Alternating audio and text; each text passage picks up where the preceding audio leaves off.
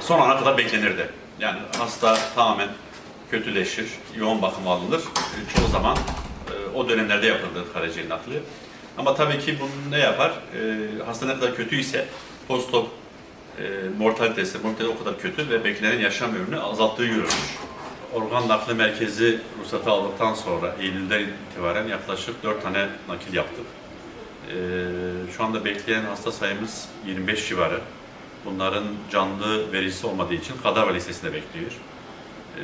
Düşünün 4 tane yaptık ama bunun 5 katı daha fazla, 6 katı bekleyen hasta var.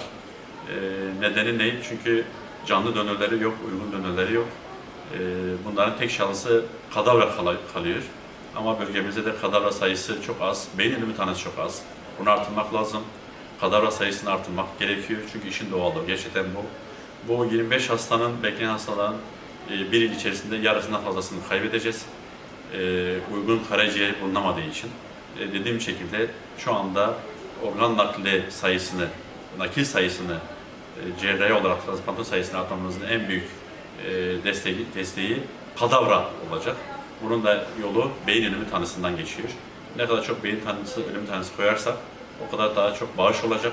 Bağış konusunda da insanların gerçekten rahat olmalarını söylüyoruz. Dini anlamda bir sıkıntı olmadığını bütün Diyanet ve alimler bunu söylüyor.